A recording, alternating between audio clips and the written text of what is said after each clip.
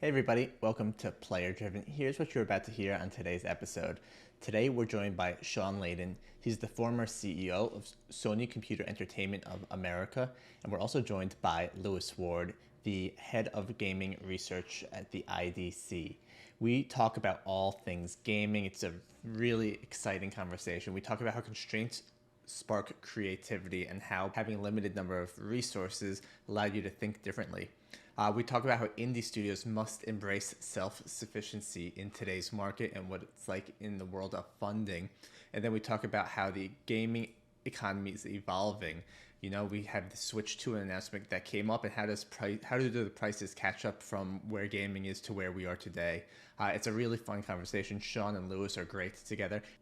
And if you've been enjoying Player Driven, we ask that you like this, share this if you think someone would get any value out of this. We post content to all different social networks, so be sure to like us and follow us. And thank you for providing all the feedback that you have. And I really hope you enjoy this week's episode.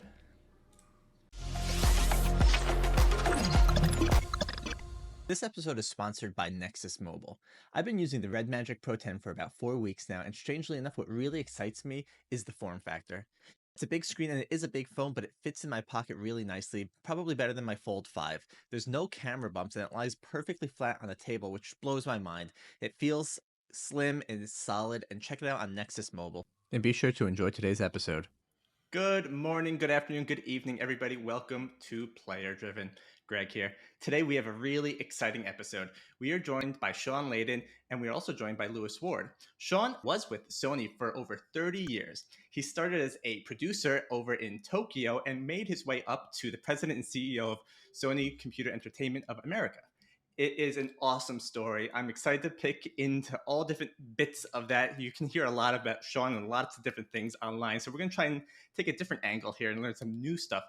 And Lewis, you've probably heard if you're a listener of the podcast. Lewis joins us a lot. We love listening to Lewis. He is the head of research for gaming, XR, VR at the IDC. He does some great research. Highly recommend it. I've been boring everyone with this. So let's get on to today's podcast. First off, Shawn, thank you so much for joining me today. How are you? Hey, Greg, thanks for having me on the show. It's a great day. It's a wonderful afternoon in San Francisco, California. And yeah, I like nothing more than getting together with people and talking about games. And I mean, you guys all saw the announcement coming out of Nintendo a couple of days ago on Switch 2, the not so secret project they were working on, which we all got to hear about. And we're excited. I mean, Switch has been a huge success for Nintendo. I think it's interesting to look at Switch 2 and realize, in my memory anyway, that's the only Nintendo product that ever was called 2. You know, they would change their platforms all the time, give it a new name, N64 or GameCube or Wii. Yep. But they see the brand value in Switch, which is, you know, manifest and apparent. They're going with Switch 2. I think those are all positive signs. And I think they poke through the ceiling on price elasticity, where we thought none existed before. I mean, what's a Switch now? $199? Probably. Yeah, I think for Switch Lite, maybe $300 depending on what you got in the bundle. Right. And so now with this new Switch 2, they're pushing out beyond the $400 to $450 or $499 with the bundle. Their software pricing is a thing we've talked about for years. You know, we've been paying $59.99 for games since, you know, before there's electricity, and that never changed until recently. It went to $69.99 and people went crazy. And I think Nintendo is just pulling the Band-Aid right off and saying, looks like it's $80 for a frontline game on the new platform. And I'll throw it over to you, Lewis, because you sit closer to those industry circles than I do these days. Feedback I was seeing was, shall we say, mixed. Yeah, well, I mean, I think the things they would underscore, Shawn, is that it's a much more powerful device. So it's another semi-custom Tegra SoC, but they did 12 gigs of RAM rather than 4. I think there's like 8 times as much memory. So certainly a point they were hammering away in New York yesterday was that that the hardware is a lot better. And they would argue that it's not just for first-party games, but for system services. So some of the social stuff they want to talk about, some of the new feature capabilities to try to get more social in what they do, but also for third-party devs. So I guess I'll believe it when I see it, that it will become a lot more of a third-party friendly platform. But certainly one of the points they wanted to get across is that because it's not so far behind PS5 or Xbox Series X on simply hardware specs, that a lot more third-party games will start showing up on Switch 2 than you might have seen in previous generations. So that stuck out to me. On the games front, there's a lot of other shoes to drop, of course. But one of the main things that they emphasized, including Doug Bowser, who I met with briefly over there in New York, is that it's called Game Chat, which is that new social feature. So I don't know if you had a chance to check it out, but you can have up to 12 people do live voice chat. Four of them, you can also like share your screen. So you can not only chat, but you can see what they're playing in like a sub part of the screen. And if you buy their $50 camera, although I guess you could do any USB-C camera, you could potentially, it'll kind of do like a live streaming thing where it'll kind of put in the background the video game you're playing, and then your face will show up so you can see people's expression, either playing the same game or a different game. So, I mean, we'll see what happens with the social layer, but I do give them credit for getting much beefier on the hardware. Yes, raising the price. And also, you're right about the, I guess, up to $90 cost of a AAA video game, which is, yeah, I think that has caused some mixed reactions, to put it mildly. But I think they deserve credit for beefing up the hardware a lot, and then hopefully augmenting the social layer to make it more of a interesting social experience for their user base, which is largely they make great single player games, not necessarily great multiplayer games. So that may change. Well, it does look like with Switch 2, they're leaning more heavily into the multiplayer online, at least networking experience, more so than they have on previous platforms. So that's going to be good for the fan base, I'm sure. And something that really didn't come up a lot, and Lewis, maybe you can tell us from your experience. I've heard the battery life is actually worse than on the current Switch, which I would say for a Nintendo fan would be something that would be concerning. So the only thing they said in their public stuff was that it's actually supposed to be 20% better. So we don't know. We haven't had it in our hands, but they said 1.2x on the battery life relative to Switch was their official line. I didn't get anything more than that. But you could think that with the improved semi-custom Tegra SoC, that probably is more power efficient. But you're right. Depending on the game, right? If you're doing, I don't know if the handheld will even do 120, but maybe it can. Maybe some of those games will run at 120 hertz. But if you're running, a game that's a Switch game that might have been 30 or 45 frames a second, you're now running at 60, 90, or 120. That should chew through a lot more battery life. So I don't know exactly how they did the comparison, but they at least officially said that the battery life was better. But, I guess there's a lot of things that are TBD in terms of, how Switch 2 actually performs in the wild, including the microphone. So when you do the social stuff, it's got a little microphone built into the top of it. But when you have it plugged into a TV set, as I do, how far away is that realistically going to work? Are they really going to be able to hear me? Right. And so some of the things about the social stuff is very much up in the air from a practical sense, as far as I'm concerned.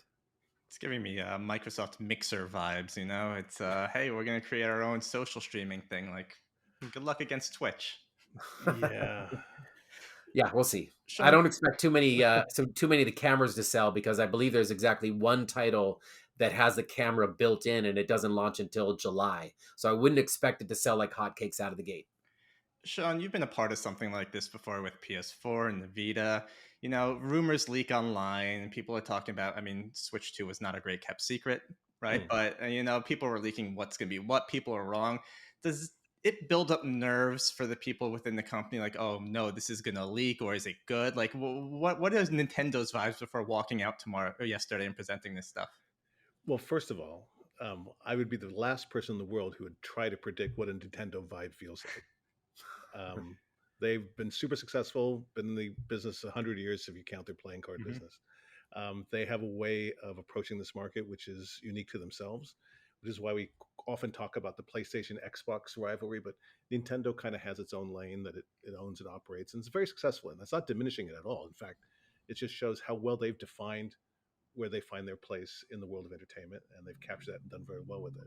So leaks and stuff like that, though, that plagues all industries, right? No one's more focused on that than the boys at Apple when it comes to getting getting all head up about leaks of information. But in today's world, it's just so impossible. I remember when we were at PlayStation, or trying to get our platforms done, and somebody online, there are people online who are just trolling patent applications in South America. Because you'd have this leak comes out of Brazil. Sony applied for a patent which does this, that, and the other thing on a technology we haven't announced yet. But of course, you got to register patents before you can have announcements. It's a chicken and egg thing. So um, yeah, it's in the world of the internet, that kind of accelerated time to leak is almost becoming less than a day. So companies need to prepare for that and get in front of it. I think largely Nintendo did well with the Switch 2. The fact they were making a Switch 2 should not have been a surprise to anybody. So let's be honest, that wasn't the best kept secret, because it wasn't. But what was it going to contain? What was it going to bring? All of these social network features, which are kind of new to the world of Nintendo, just because they were a little bit later to the network space. Um, it's encouraging. They really know where their fans live, and their fans also live in a networked environment. That's also kind of what concerns me about this price hike, right? If anyone's going to eat this up, I think Nintendo fans will purchase Nintendo games because Nintendo games have that unique gameplay feel, and you can't get it on PlayStation or Xbox or PC. And I feel like, you know what? I'm going to play Mario Kart for the next 10 years of my life. I'm just going to invest it right now. And especially that it's coming from one of the major console makers, right? Publishers are just going to eat that up and follow. It's like, Well, it's funny you should say that, Greg, because there has been another line of conversations over the last couple of years about um, exclusives aren't important anymore, or let's get out of the world of the exclusive, make everybody multi-platform. That's the best way for all of us as consumers to swim in this world of video gaming, is if everything's available everywhere. But right here, you see, wow, that's kind of a hefty price hike from Switch 1 to Switch 2, and wow, $80 for a game. But if it's the only place where you can play Mario, then then you get your wallet out and you buy into it, and Donkey Kong and Zelda, and that first party exclusivity kind of mitigates the sticker shock, if you will, of these price hikes, because you want that content so bad. yeah, it's and with GTA to follow, right? They're going to follow suit, and it's just I think it's going to set the precedent for better or for worse, right? We Right. talked about it last time how games are getting bigger and budgets are getting bigger, but and people argue online about the price of games, and I think it's shocking when you look at back to Sega Genesis days and SNES, like games were $49.99. Like I don't know if people were thinking they were $30 back then, but the truth is the price of games I feel like hasn't risen that much over the years, and maybe Well, it hasn't. And I'm looking at it from my perspective. and if you account for inflation, the price of games have gone down, Yeah. That's true. Yeah. right? In 2025 dollars, 59.99 in 1999 is equivalent to like $100. Yeah. So as your purchasing power compared that against your cost of living, it's much smaller now than it was before. But still, companies have been reluctant to push that price up, because they probably should have done it. I was in it at the time. Probably every generation they should have like baked in a $5 software price hike, and make that the typical. Well, every generation it's another $5, and you would have been up to $90 already by now. Right. But Well, there is some competitive pressures perhaps to keep things where they are and mhm, not be undersold by your competition. So there's concern about that, but at the same time, the cost of development. I know, Sean, we've talked about this before in the past, that the budgets for these AAA games is going up mhm, faster than the cost of a package game, for sure. Let alone the live service is absolutely. kind of a different. The long tail of revenue is a kind of a different beast in Mhm. terms of how that's measured and monetized.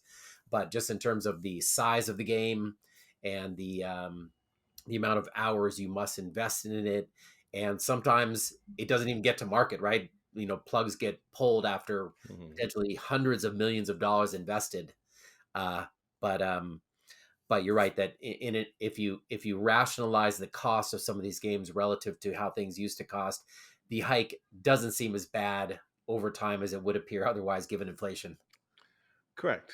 And on the prices of hardware, it also seemed like for PS2, PS1, 2, and then PS3 is when the thing went off the rails, where $399 was the price point. If you wanted hardware, it was $399, whether it was a Sega Saturn, whether it was a PlayStation 1, all these things. though of course PlayStation came out at $299 at that famous E3 reveal, which really upset the apple cart. Right. But then PS3 came out at this astronomical price point of I guess it was $599, and yeah, you would have thought um, that the world was coming to an end at that press conference when we had that price point. It was just the worst thing ever to happen to the gaming industry, and we had to bring that price down, get better games out, and whatnot. But yeah, there's a strange relationship in gaming between hardware pricing and software pricing, which you don't have that same sort of even knowledge in the when we used to have DVDs anyway, and what a DVD player would cost, or Spotify and iTunes sort of drove the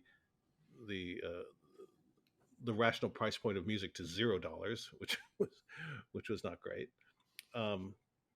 But somehow in gaming, people have a real hard fixation on $399 for the hardware and $59.99 for the software, and that's slowly breaking out from there because it has to. And on the hardware side of things, look how much people will spend on a phone. So I get much more fun out of my game machine, but that's just me. Along with pricing, right, we also see tariffs, right? We're filming this on the 3rd. Yes. The tariffs were announced today, so who knows what it's going to be when this comes out next week. But, that's also going to have an impact, right? And I think I don't know if we can have an intelligent conversation on what this is, because I don't know if we really know what we this can't have an means. intelligent conversation on Musk, Greg. Let's be honest. That's fair. But I mean, do you think these prices have that thought baked in already, or you think it's kind of like what are we going to do now? I don't think you can have it baked in already, because I'm sure these decisions were taken well before the announcement, and the announcement was more severe than the rumored announcement, which came before it. So we'll see if this is as a tactic to bring the Japanese, the Chinese, the Vietnamese governments to the table to try to work something out. I don't know what the end game is here, but the tariffs would be on top of whatever the current MSRP is for any of these machines. So you're saying buy it sooner than later. If you're waiting for that Switch 2, don't wait on it. Get it right away. Maybe too late already. Yeah. Oh, well, Lewis, I hope you grabbed one. It's cheaper just to fly to Japan and buy one there and bring it back. But that's why. But didn't they say they're going back to region locking on Switch 2? I don't know if I heard anything on that. I think I don't think they're going to launch in China, though. I kind of came away with the impression this is a global launch, but China's its own thing, and it may not even launch officially in China, which I was a little surprised by because I thought Switch had done reasonably well there. But I don't know about the region locking of video games, right? You're saying like they're going to region lock the games to... Yeah, well, they're releasing a version of Switch 2 in Japan that's region locked to Japan. I think it's coming out for $299, which... Again, it's a fascinating thought. I think it's to combat kind of the online reselling of these games, obviously. But I guess, would you, Shawn or Lewis, would you pay less money to have a region-locked device? Well, Shawn or Lewis probably know someone who can break the region lock. So anything built by man can be broken by man. It's true. Yeah, I know part of the reason if Switch... But it would be wrong to do so. Let me just put it out there. It would be wrong to do so. You may know someone, but don't do it. Yes, but in China, avoiding the region locking was a key. Why imports were purchased so often that you kind of wanted to avoid the region locking because very few official games were actually released in China. So that's actually, it probably depends very much on the country you're going to live in, but with China being an unusual exception for how that works. But generally speaking, region locking isn't smiled upon by gamers, and it's there are ways to get around it. And you're kind of begging a secondary market sort of scenario at the end of the day with it. So another Nintendo Switch announcement that was made a week earlier, and I'm not sure if Shawn knows this. And for those who are listening, this is actually the second time we're recording this podcast. So we're running it back, which gave us a great tactical advantage to hear what has Shawn talked about since then and how can we pivot the conversation. So the other Nintendo Switch announcement was that Everybody Golf's Hot Shots is coming to the Switch. And in our last podcast, Shawn let us know that his game that he most plays is Everybody Golfs. So are you going to pick up the new Everybody Golfs and start playing it? I'd have to buy a Switch. Yeah, Switch too. But I think it's also coming to PlayStation. Oh, is it? Because Namco, Bandai Namco have been Yeah. long partners in the PlayStation group. But on the one hand, I was delighted to see that Sony Interactive Entertainment has the openness of mind to license out some of their IP, at least in the Japanese market, to be recreated there by Japanese developers and brought to the world. I'm delighted, but I'm also kind of wistful that there were teams there. Sony had teams there. They could be still doing that business, but the company chose a direction which did not include a lot of those, so to speak, AA Japanese games. I'm just delighted that Bandai Namco has found a way to bring it back to life. Cool. Well, that's a good insight to have there. So I know you were at DICE, Shawn, and I know you also were at GDC, and I believe you were right, or maybe in between. You went to Portugal for a third event, so I know you've been jet setting a little bit. So I don't know if you have some thoughts on maybe a highlighted DICE, something that you kind of caught in the air there, maybe something at your event from Lisbon, I believe it was, and then GDC. And I don't know if there's a common theme or something you want to throw out there that you want to get off your chest about these recent events you've been at, but kind of open floor to you in terms of what you took away from those events. Right. Well, thank you for that. The DICE happens in February. That happens in Vegas. That's like the top 500 in the gaming global community. Lisbon was a smaller dev event, about 100 people there, mostly independent developers from the European region talking about the year ahead. And of course, Game Developers Conference, which is a complete takeover of downtown San Francisco with the great and good of the development community. A lot of different themes there, a lot of different stuff we talked about. One thing that was constant in there is that most people have some kind of PTSD from 2024, where we had survived 23. We thought it was going to happen in 24, and it still wasn't happening in 24. And so now there's a survive 25 kind of theme that's going on all of these shows. But part of that is, I think we had a breakthrough. There was a lot of complaining or angst the last couple of years about where are the publishers? Why can't I get a call back from a platform? I need to get a deal over here with these guys and those things. And then we saw this huge consolidation of large publishers being sucked up by larger publishers. It's that, fish, fish, fish kind of thing. And my message, or what I was getting back from talking to people in the development community and then talking more intimately, let's say, in Europe with them, was just to come down to the hard fact, which is for the independent developer, no one's coming to save you.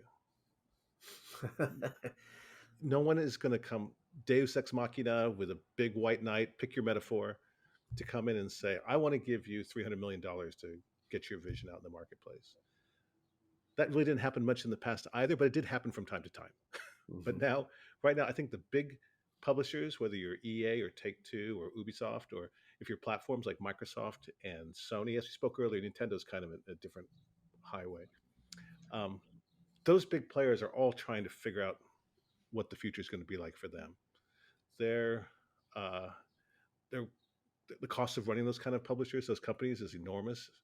I think they're all looking for ways to streamline their offerings. Many of them lost a whole bunch of money at the games as a service nightclub, right? Which ended up with a lot of people hungover, and very few people had a good time that night. So they're all in some kind of refactoring phase. But the independent development community, we're still here. We're still trying to get our games done. We want to get our stuff into the marketplace, and budgets are tight and talent is also tight. But how do they get along? And I think when I say you're on your own, no one's coming to save you, what that means is not despair. What that means, it should move you to action. That you've got to help. I just want to make my game. I get that. That's great. That's fantastic.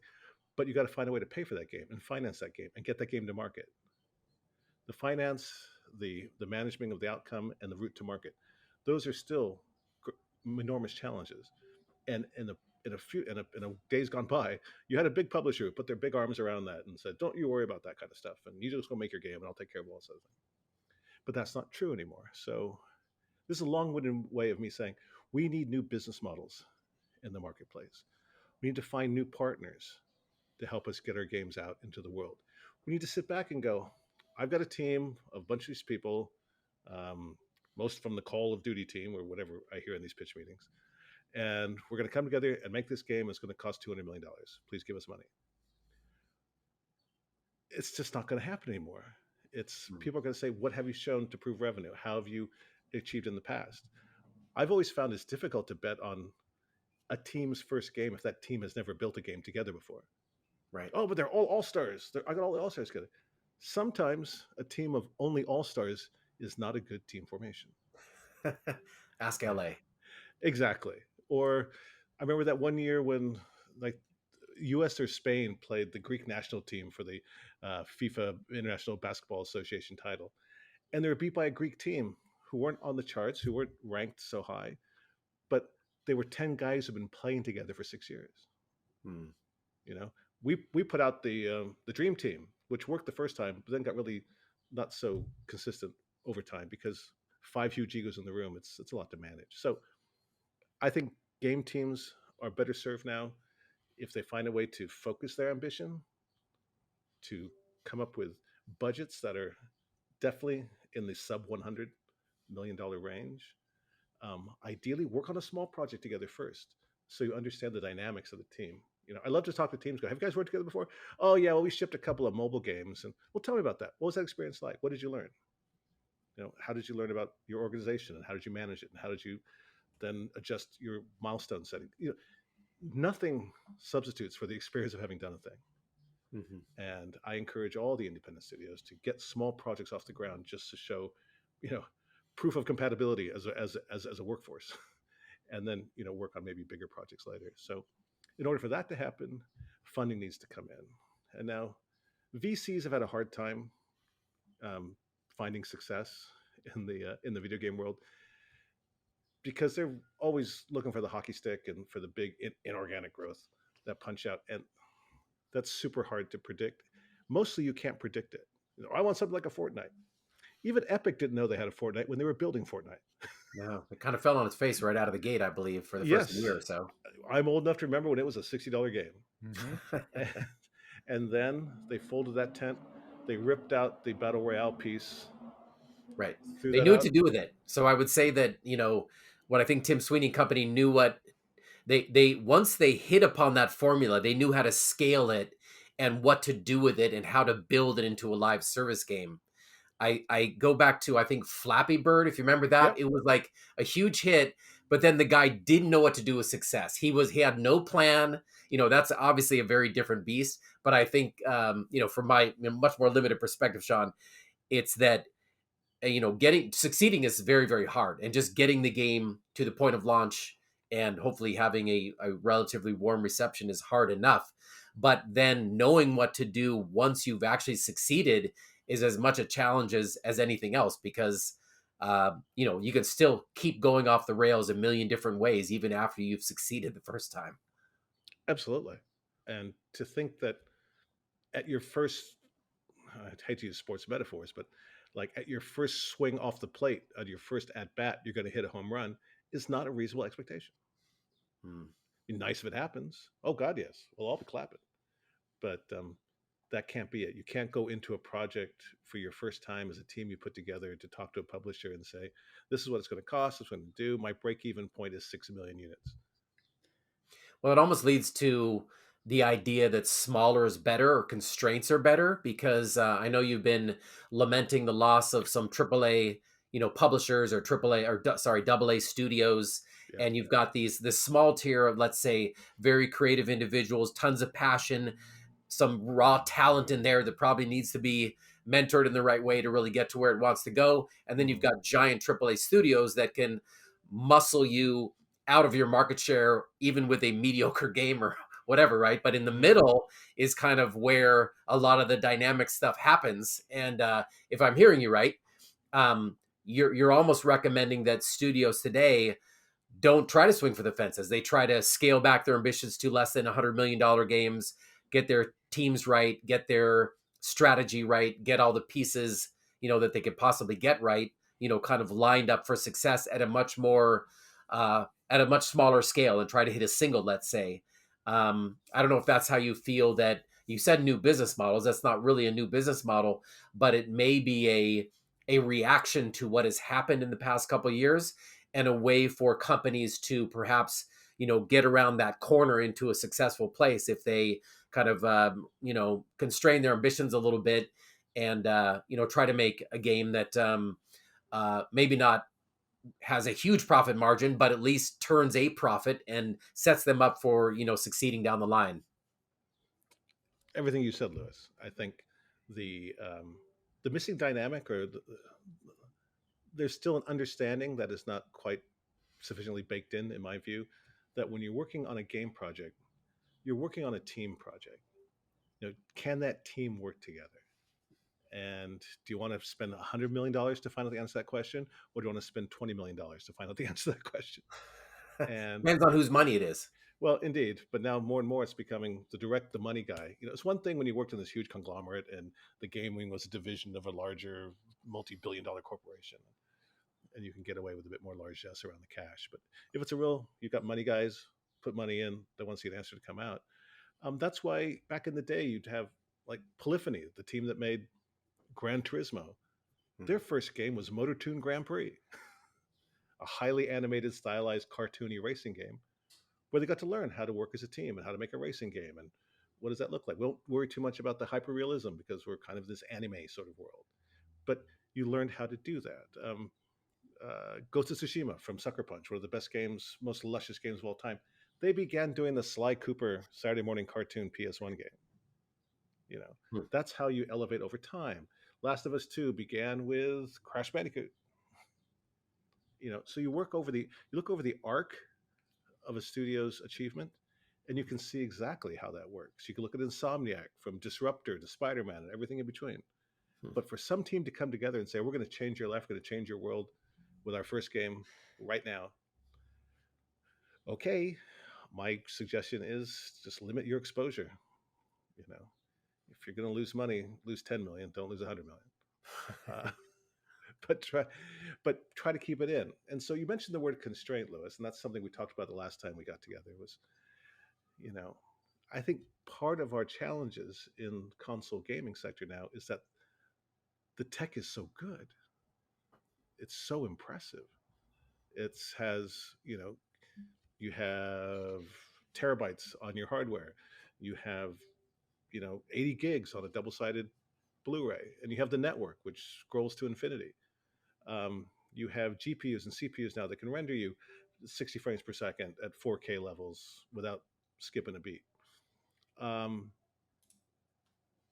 so your vision or your plan is only limited by your own imagination, which sounds like a wonderful thing, which is actually a terribly weighty thing. Because what you have to do is you have to put the constraints on yourself and focus a discipline on what game you're making. You're not just going to make the whole world. You're going to make this thing that happens in the world. So I think we were joking the other night about that was the beauty of PlayStation 1. We had the same dreams in the PlayStation 1 era that we have today, except we only had 750 megabits on a compact disc. And you only had 2 megs of RAM in the machine. And, it struggled to hit 480i as a resolution target. But with all that, it made you really think about how you're going to make your game. So we talk about constraint is the father of creativity. You look at your constraints. What can I do in this space? Ridge Racer, how can I make it so tight and so economic and so compact? I remember PlayStation 1, you'd put the Ridge Racer disc in, it would load the entire XE into RAM, and you could take the disc out and play a compact disc music CD while you're racing Ridge Racer around, because they were super efficient in how they wrote their code.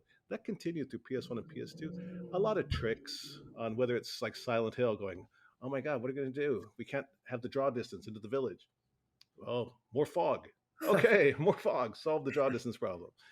You play games even in the PlayStation 3 era, where if you're walking through a village, you don't expect to open every door that you come across. You don't expect to be able to break the glass on every window you see. But now that's kind of become the received expectation in any open world adventure game. Can I go into every house and open up every door and see myself in the mirror? So people try to build to that expectation. And it doesn't really add a whole lot to the game experience. It makes it more realistic. But you know what it does add? Time. And what does time mean? Money. The more time it takes to build a thing, the more people it takes to build it, it costs more to build it. That's pretty easy easy formula to understand. So, can we draw back in? Can we bring it down? Can we build my favorite movie of last year, Godzilla minus one? Fantastic, probably the best Godzilla movie I've ever seen. What they Godzilla say? minus one. That's not the new one. Yeah, That's not the new Kong one. That's something else. that's Nope, Japanese. that was Oh, Japanese last okay, year. old one. Old one from No, last it's year. new. Oh, okay. I haven't seen it. You go see it. I've seen it 3 times. Okay. It's an amazing piece of work, and it cost less than $15 million to make. Wow. You know, James Cameron can't do a trailer for Avatar for less than $15 million. So it's a discipline around it, and I think that's what the new challenge on the horizon for all of us is. Let's be managed. Let's be disciplined. Let's really have a good understanding of what the experience we're trying to convey to the player is. If you just create the open world, go anywhere, do anything, plant trees, pet the dog, race a car, that's fantastical and wonderful and marvelous, but it really doesn't guide the player. We're not guiding the player. They can do whatever they want. Well, then, as an artist, how can I say what I want to say? Right. If people have the freedom just to, we're just going to ignore your storyline, Sean, and we're just going to play with the ducks in the pond here.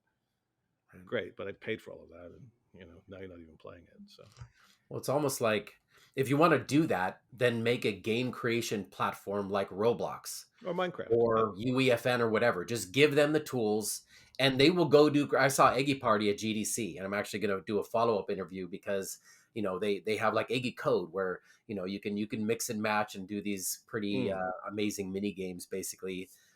And people go do it, and they will do it if you give them a reasonable amount of tools. But they certainly constrain it, right? Because you have to then make a game with pinch and tap and like finger draw, right? And so you can only imagine that if you thought Roblox was hard to learn how to make your mini game, try doing it on a mobile device with 2 fingers.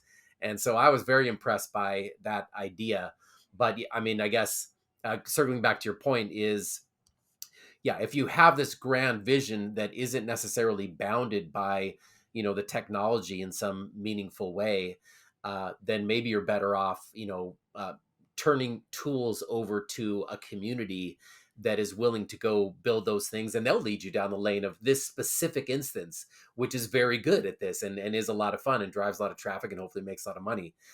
But yes, I agree that part of being an artist, not that I am, but part of understanding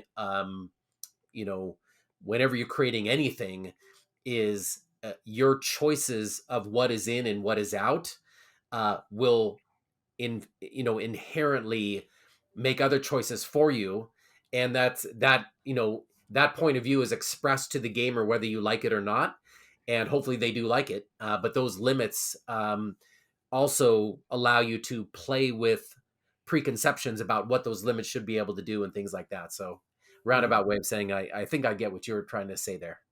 Yeah, well, it's like a game like Astrobot. They have endless technology they could use, and draw distance to forever, and all the memory a person needs. But they made every level nice and tight, Right. And a feeling that we've kind of lost in some gaming over the last 5, 6, 7 years is the idea of completion. It's funny that you talk through this because, multiple thoughts are going through my head at once, right? How do you bring back constraints to video games? But there are constraints. There's just different types of constraints that we saw in the past, right? It's network. It's how many people can join a game. It's this other stuff that's way too technical for me to understand. And Lewis brought up a great point about, you can go play Roblox. You can go play Minecraft, right? And those have pretty much kind of built-in restraints. And I hear your argument about people wanting to go and to do more, right? I'm pumped about GTA 6 because I want to go into every house and every window and do everything, right? But then there's this new game I was reading more about, Claire Obscure 33 or something. I don't know if you've heard about it. It's been getting a lot of write-ups on IGN, and like people are upset that it's not an open world game, but it's a platform, not a platformer. It's on rails, and I love when studios do that because they're trying to paint a picture. And I remember a story similar about the first Resident Evil. What made it so scary was the camera angles that it provided in the mansion, right? You couldn't move the camera because they showed you exactly what you wanted to see. And as time evolved and they're like, oh, we're going to put in a camera control stick, right? That took a lot away from it because me, who's afraid of these games, would just kind of like peek around the corner before having to get there. And it's funny how it's all an art. It really is, right? Like it's a very clever solve, right? let's just fix this ISO camera up here, and that builds attention because your player can't see what's coming around the corner, but in some degree you can see what's coming around the corner, or other times you can't see anything, and this dog comes through the freaking window, and you freak out.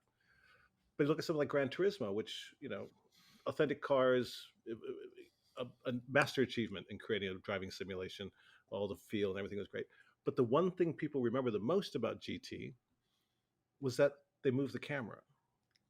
So you'd finish your Daytona or you finish a Ridge Racer, want to see a replay, and there would be the third-person camera right behind your car following you everywhere you went. You just watch that for whatever reason. But Yamauchi guys had the idea, what if we just made the replay cameras like on a Formula One broadcast? Why don't we put a camera up in the paddock? Why don't we put a camera on the straightaway? And all of a sudden, you weren't watching the replay of your race. You're watching yourself on Wide World of Sports. It just changed the whole thing, but it was just a very clever little trick.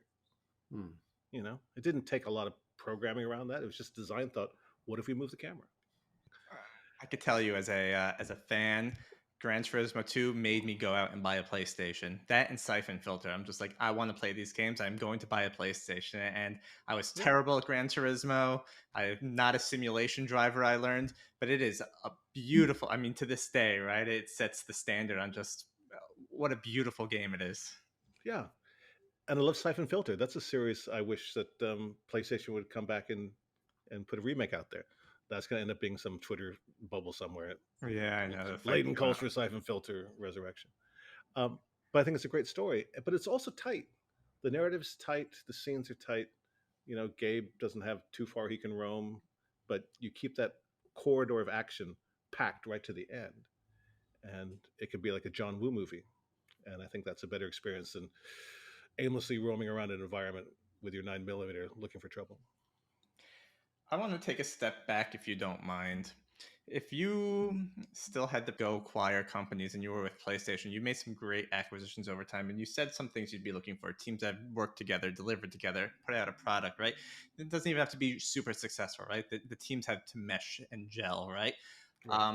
What other KPIs or data would you be looking at from these studios when you might be looking to acquire them, or is that an out there question? No, it's not an out there question, and it's a question that you ask 10 people, you get 10 answers. It's really difficult. It's like, how do you go out and find the Rolling Stones? You just have to go to a lot of nightclubs and listen to a lot of bands. I think the good teams that we've worked with, it's always nice to be able to do a gig before you try before you buy.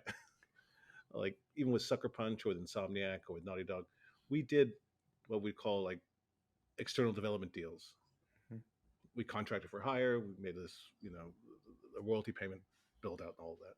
Then after doing that a couple of times to great success, then Sony would acquire that studio. Naughty Dog was an early acquisition. So was Sucker Punch. Insomniac was, the last acquisition I was involved in. And like I've said in other places, it took me 20 years to get Ted to put a ring on it. But then we brought him inside the house. So, you look for the cohesiveness, the dynamic, the ability to take instruction, the ability to answer questions just forthrightly and not furtively, the ability to keep to a schedule, keep to a budget, even if it's a one milestone schedule over it's a very small slice of the budget. Can you execute against those kind of small markers? Because over time, that becomes your statement of work. That becomes your body of work.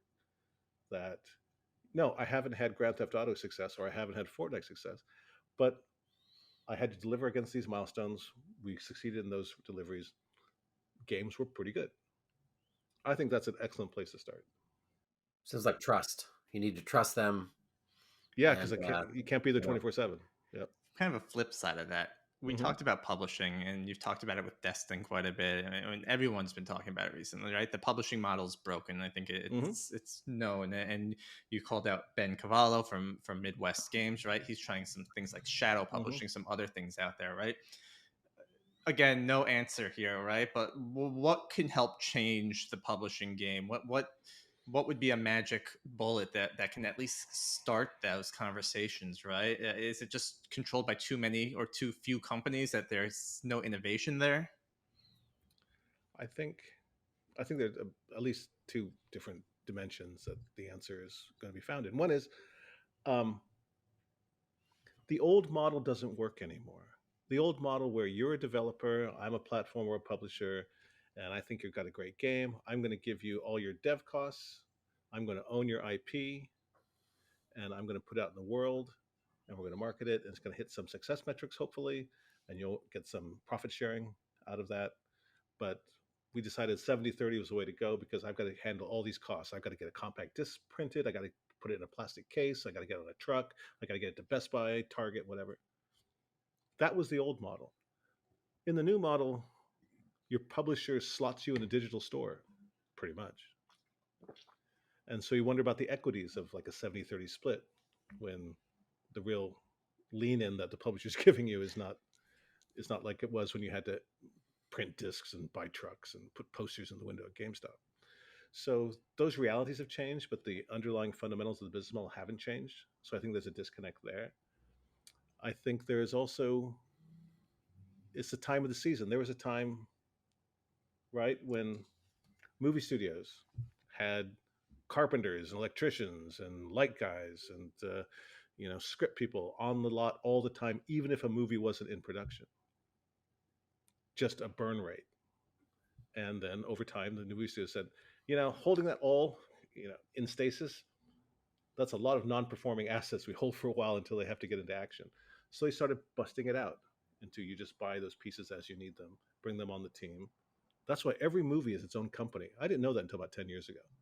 They said so and so, MGM has 400 companies. How the hell do they got 400 companies? Because every movie is a company. Because you come together for that action, you execute it. Everyone has their contracts. You separate, payments are made. There you go. So I think we have to find out how that model works in gaming. Only the big publishers can afford to have, 150, 200 person studio that after they ship their game, they can all just like hang out for a while until the next game gets ready. That burn rate's too big to achieve anymore. So I think we have to find out a different way to manage that stack. How do we bring teams together modularly?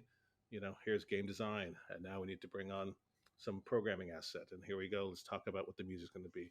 And then as completions things get done, those people can break off and go do something else for somebody else. It's like everyone's a contractor kind of world. I think that's where we're moving towards. Now, that's really hard to do at super scale. Okay, everyone's a contractor and there's 2,000 people on the project. That's wild. So if you're going to try to move into that model, I think you have to start with a more modest game proposition and really learn how that can work, because then you learn all the things that cause friction with the people on the team, and how maybe people prefer having a salary and they don't want equity, or people just want only equity and no salary. We have to start trying all of these new dimensions to help people's projects get to market. And that's what I think the next 2 or 3 years is going to be super interesting.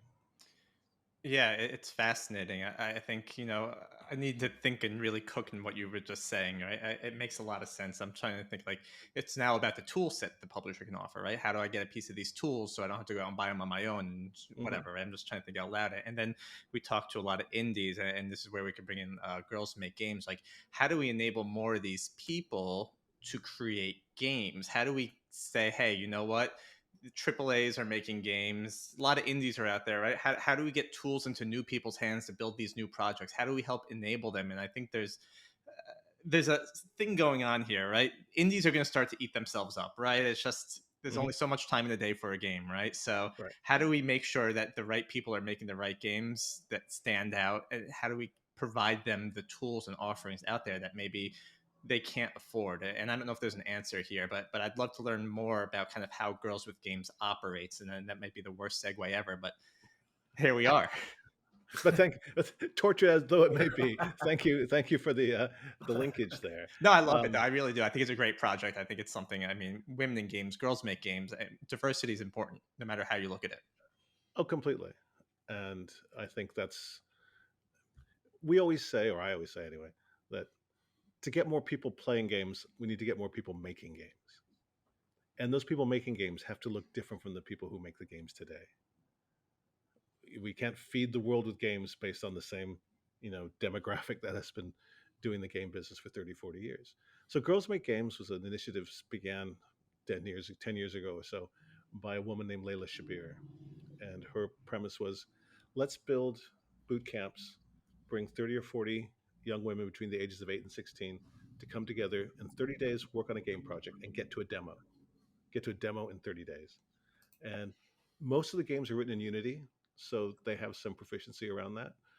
Um, and it's fascinating because they have to come up with a game idea. They have to assign, okay, you're in the art team, you're the audio team.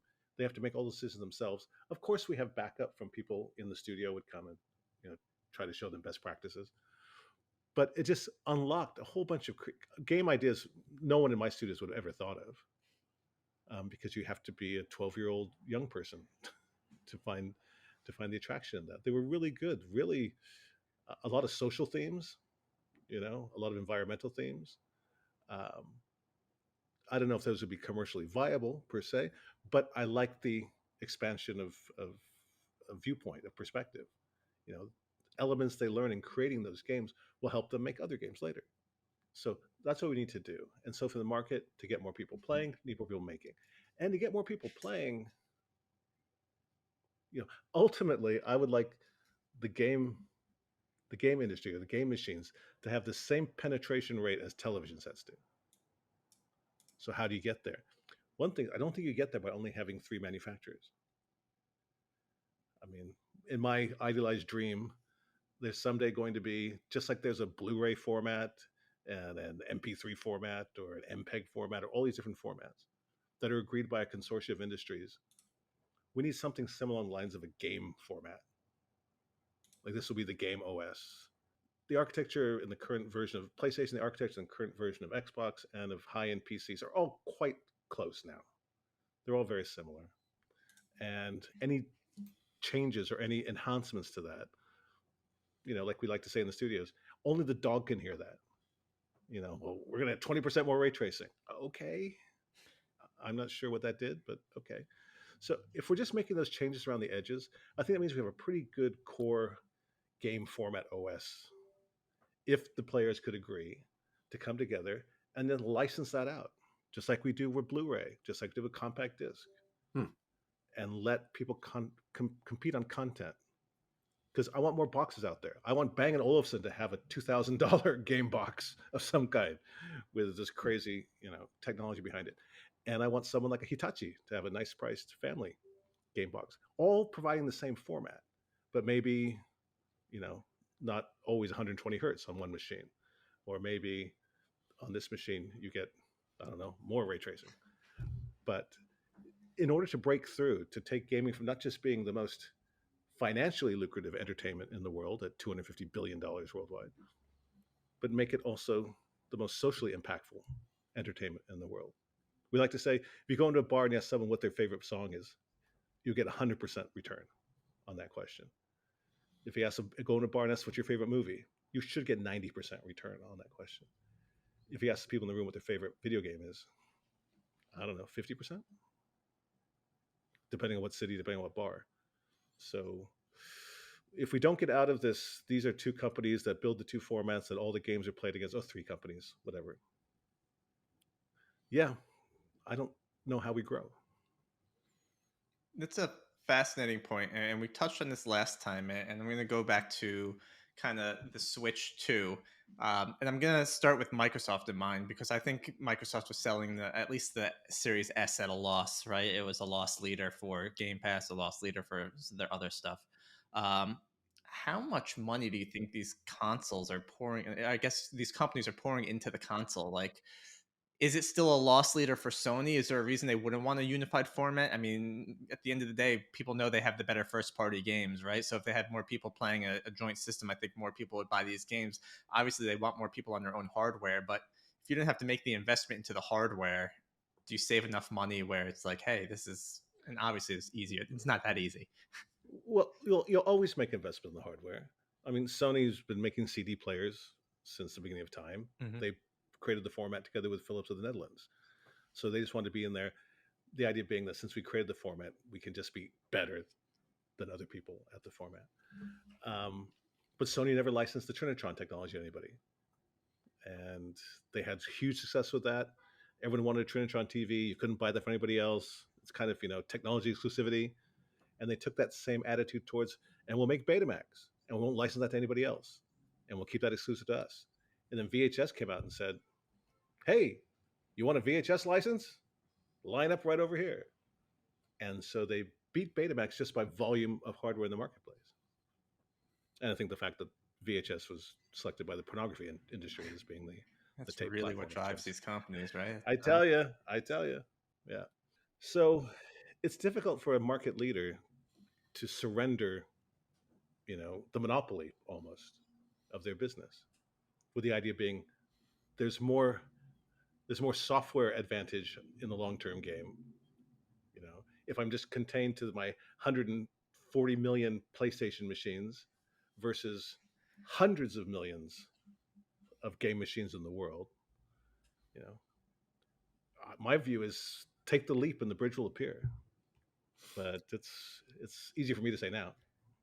Well, it almost sounds like Microsoft has heard that, right? Because their thing is like games everywhere. Now you could say from a position of non-leadership in console and other parts of the gaming industry, that makes sense because anybody with all the game platforms they have, if they can put their first party game studios, on all these platforms, it's actually good for them in the long run, right? And they want to drive up, hours of use on mobile and PC and console, whatever they can. But maybe I misunderstood what you meant there, Shawn, but it almost seems like Microsoft has taken your lesson to heart and they do want their games everywhere they could possibly go. So are they a good example of where you think this is all going, or is there something in there that that you see as distinct that Microsoft has done that isn't aligned with what your vision is? I think Microsoft has just said they're a multi-platform publisher. That's essentially what that is. It's not trying to grow the number of target platforms. It's saying all the target platforms out there will find a way to get on it. But having a consortium of the willing to come together and put all their hardware specs into like a Blu-ray license kind of thing is 2 orders of magnitude more impactful than whatever Microsoft's doing. But my dream is harder to realize. Right. Well, you got to have a vision. You got to have something you want to strive for or imagine seeing. You mentioned Layla Shabir, and it reminded me that Carter Lipscomb was somebody who passed recently, who you were quite close to. My understanding is, and I never had the good fortune of meeting the man, but I understand he was, quite a personality. And I thought if you're interested in it, maybe you can give us a few minutes on what he meant to you or what his legacy will be, because it does sound like he did have a large impact on the gaming industry overall. Yes, Carter, he traces back his history in gaming to either his Microprose or Spectrum Holobyte or something like that way back in the day. And he came up through the industry. He joined Sony a while back, and then I came back to America back in 2010. And that's when I got to work with Carter more directly. He was a part of the, at the time, Sony Computer Entertainment America, and he was a liaison with third parties, and that was the perfect job for Carter. He's the one person in the gaming community that I could say unequivocally has no enemies. Everybody liked meeting Carter. He made everyone feel important and special, and his focus on you when he was talking with you, he wasn't listening to anything else in the room. He had that captivation that I think is so important. Certainly when you're trying to create relationships with, frenemies, right? Everyone in the game industry is a frenemy, and Carter was the best glue to hold it all together. And he was taken from us way too soon. It was very sad. It still remains to be sad for all of us. He'll always be remembered fondly. People, we still talk about Carter, and I think we always will. He showed us. He was the constant remember of when the gaming industry was fun. Not that it's not fun now, but it was a different kind of fun back about 15, 20 years ago. And Carter is always good for that, and leaves a lot of friends behind. And we just hope to do right by his legacy. Maybe gaming in general was a bit more of an outsider going up against movies or other forms of entertainment, and had this vision of what we could do and some moxie around it. Maybe I'm reading into it. I believe he called everybody brother, and Yep. Yeah. was Everyone was Carter's brother. that's right. Yeah. And So that sounds like a good time that I missed out on. So yeah. Well, Godspeed, Carter. Godspeed, Carter. We will not see his like again. But um, as we always say to each other, if you have a choice, be Carter. Lewis, do you have any more questions? Around tariffs, I think that it could lead to a recession. Now, I know we kind of talked about it, and then we kind of got sidetracked into a kind of adjacent topics. I don't know, Shawn, if you, Right. I don't know. I don't want to put words in your mouth, but I have the feeling from GDC that these costs will get passed on, which implies to me the prices will go up, which means demand will go down, which means that, this is much bigger than just gaming. It is a potential impact on Yes. the US economy, could lead to a recession. So I don't Yeah. want to put words in your mouth. And obviously, it could potentially put you in line of fire who are, whatever, you're against the tariffs, you get in a mess. So you can totally avoid it if you want to. But I don't think I heard from you, like even the ESA has said, we regret this is happening. And there's very Of course. lawyerly words about it, but they're clear that this is bad for the companies in this industry. So I will give you one more chance if you're interested Yeah. I'll in take it. a clear statement on what you think, if these stay in place, what is the likely impact? And obviously it's going to have a hardware leaning impact, but on the gaming industry, what do you suspect is going to happen? And if you want to branch out to the US economy, take a chance. Tariffs are a bad idea. And yes, they've been used in the past, typically in a more surgical manner. You look at one industry in one country and one trade problem there. You don't just blanket the world and put a 10% tariff on the Pitcairn Islands. What they just only sell postage stamps. Those islanders. Um, so you've done that, which means it's not thought through, which means everybody being affected by it remains rather uncertain about what's the meaning of this. We don't understand why it's happening. We see what's happening. We don't know where it's going, and that's kind of the phase we're in right now. I I haven't seen tariffs like this in my lifetime because I'm not quite yet 100 years old. But I do recall we had similar pressures during the times when we had great swings in exchange rates between the Mm. yen and the dollar, and being a multinational, you're trading in all currencies at the same time, and some products are based in one currency, and then you're trying to ladder that up. And so there were a couple of times we had to raise prices just based on currency fluctuations. Those are never fun. That never increases your market share. That doesn't make your players happy. But at some point, you try to eat it as far as you can, and then you just have to move against it. With tariffs, because they seem like a cudgel rather than a scalpel, I don't know if companies are going to be able to finesse around the first 6 to 8 weeks to see how much we can absorb of this. If they think this is going to be the roadmap going forward, they're going to probably move pretty fast on adding those on. I don't think most manufacturers can eat it. That's 20%, or that's way too much. And now there's 40% tariffs on Vietnam, where a lot of this stuff gets made. So it's really complicated. I think the whole video game problem or challenge will be way in the shadows of the bigger the bigger problems that lie ahead. Um, I agree that it's recessionary, but I'm not an economist. But every economist I read says it's going to be recessionary. I've seen the market play out the last couple of days. That's not good. And sadly, with prices go up, like you said, fewer people are buying. If fewer people are buying, it's harder for the creators of the games. I don't know if there's a tariff coordinate on the game thing per se, but I leave don't that. think so. I don't think software is affected directly from what I can gather, but it's No, got to be manufactured there and then shipped to the United States. So I right. don't think, at least digital is not impacted.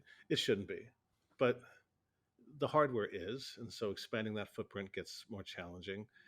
And then in general, if everything else in the person's life has got more expensive, it's not just eggs anymore, right? It's going to be, toasters are 20% more expensive, and clothing and whatnot.